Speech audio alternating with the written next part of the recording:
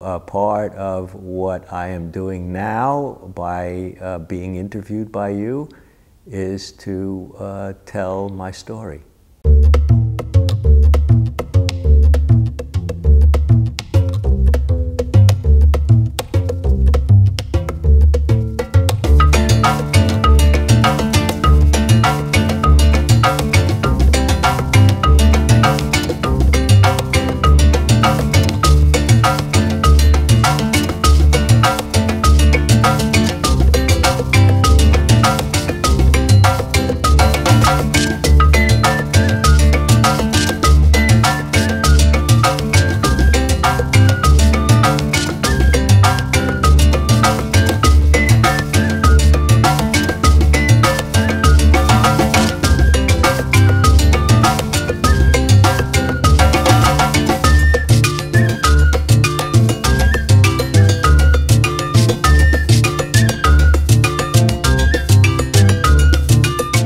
Zagar is my name, and I'm 72 years old, going on 73. I'll have a birthday this Sunday. I'm going to be 73 this Sunday, March 18th. I've been an artist since I was a young child, actually. I was class artist in the 2nd grade, and I got kudos for making art, and so I kept doing it. And when I was in high school, I remember going around my neighborhood and drawing the people in my neighborhood and the houses in my neighborhood. So I've been an artist for my whole life.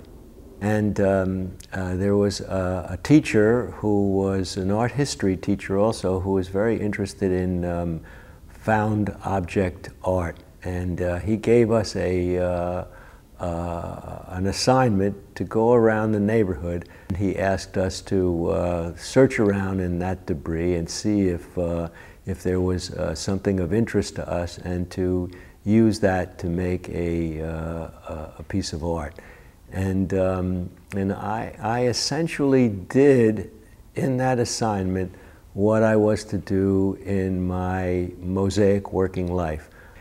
But I actually began my Mosaic journey in 1969 on South Street, at 402 South Street. I began converting a derelict building into a folk art environment to sell folk art. I think the Peace Corp had a lot of influence on my art, in the sense that it was bringing me into a culture that was what I call the residue of a great culture. The culture of Peru was a culture of the Inca nation, and that Inca nation had almost conquered the whole of South and Central America, South America mostly.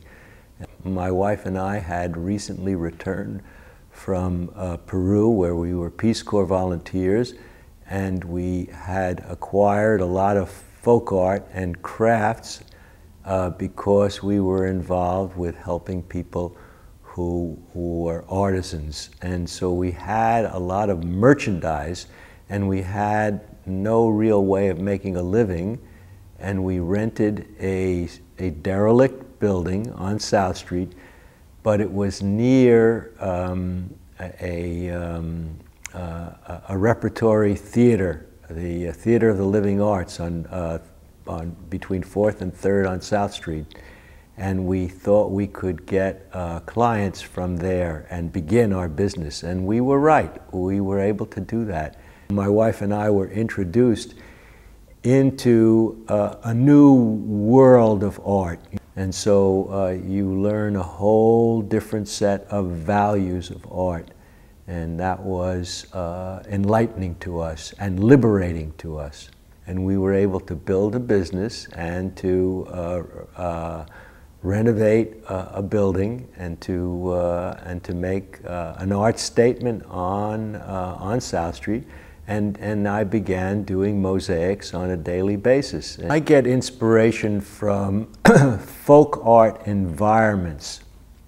When I was 19 years old, I visited the great work of a non-artist, of a man who could be called a bricoleur, a man who was a mason and just spiraled out from that and became a builder, and an amazing builder of a folk art environment.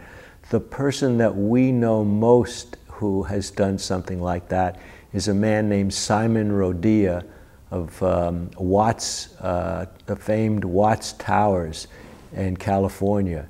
But there are many, many others. It's a genre of art that does not start out as art, but now we label as art. And those kinds of people who continue to enlighten me about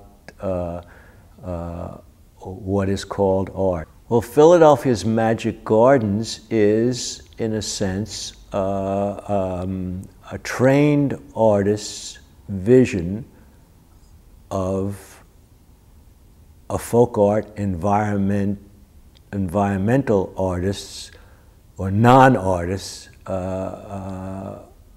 reality, and create something that is inordinately grand, inordinately beautiful. It doesn't even have to be big. There's a man who made something called the Casa da Flor in Brazil. He wasn't trained, and he made a small piece of a house, or a small house, and it's just magnificent. The Magic Garden is, in a sense, a copy of that little house, or a copy of Simon Rodia's Watts Towers, or a copy of Clarence Schmidt's My Mirrored Hope. They have the egocentric understanding of me and my art to say that I have transformed what I have learned into something unique. And that's the Magic Garden. Oh yes, I live by a motto: art is the center of the real world. Philadelphia is the center of the art world.